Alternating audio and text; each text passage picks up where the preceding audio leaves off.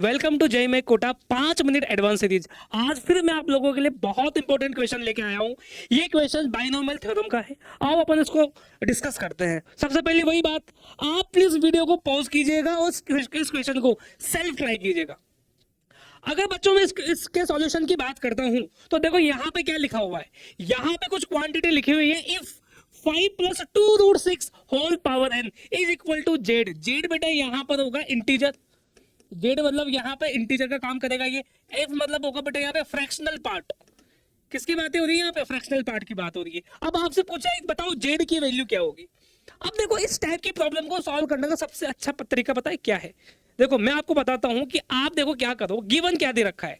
Given बेटा आपको दे रखा है 5 + 2√6 होल पावर n।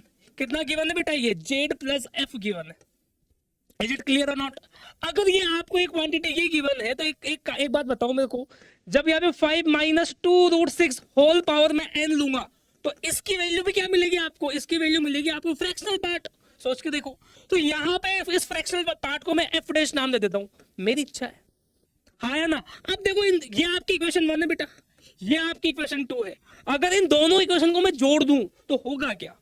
अगर मैं इन दोनों को जोड़ दूं बच्चा तो यहाँ पे Z plus F dash is equal to, जैसे मैं इन दोनों को ऐड करूंगा तो यहाँ पे जितने भी ये नेगेटिव वाले वैल्यू है ना, जिसकी पावर और आ रही है, सब हट जाएगी। तो बचेगा क्या? 2 टाइम्स ऑफ इवन NC0। इसकी वैल्यू कितनी होगी? अरे 5 की पावर यहाँ पे n और यहाँ पे 2√6 होल पावर 0। अरे बोलो हाँ या ना? इसके अलावा और क्या बचेगा? NC1। n प्लस में क्या आएगा? NC1। यहां पे बेटा क्या बचेगा? 5 की पावर n-1। इधर बच्चा 2√6 होल पावर, यहां पे बेटा क्या आएगा? n पावर 1, सॉरी, है ना? ये बेटा चलता जाएगा। अगर आप इस चीज को ध्यान से देखते हो, अगर आप इस क्वांटिटी को ध्यान से देखते हो बेटा, तो ये एक इंटीजर है। This part is integer. ये क्या है बेटा? एक इंटीजर है। तो यहां से आपको एक चीज समझ में आई। क्या समझ में आया? यहां से देखो अपन डिस्कस करते हैं। समझ में ये है भाई कि यहाँ पे जेड प्लस एफ डैश ये क्या निकला बेटा? ये एक इंटीजर निकला। यहां तक मेरी बात समझ में आई? ये वैल्यू किसके इक्वल है बेटा? ये वैल्यू इंटीजर के इक्वल है। तो यहाँ पे आपको पता होना चाहिए बेटा, अगर यहाँ पे जेड एक इंटीजर है, ये एक इंटीजर है, तो इस वैल्यू को क्या होना पड़ेगा? तो बेटा इस वैल्यू को भी बेटा इंटीजर होना पड़ेगा। आप मेरी बात समझ पा रहे हैं?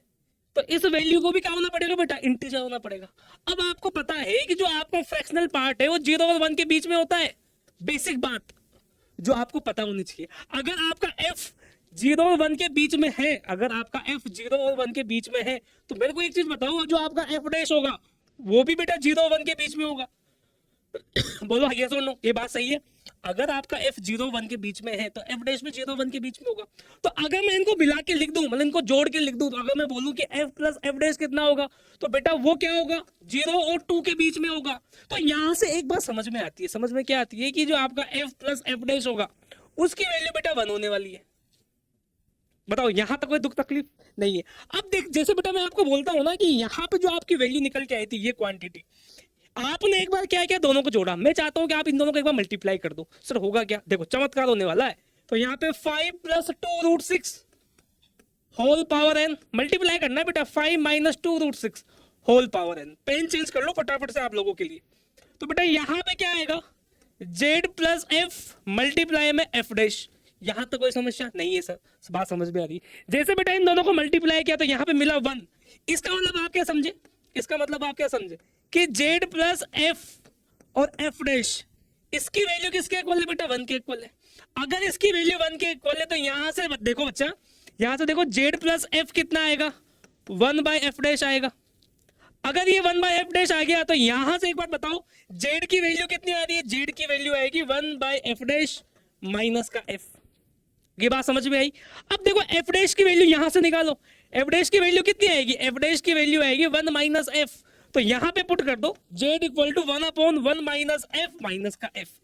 ये आपका final answer. Which option is correct? B option is correct. This is your final answer. Thank you so much.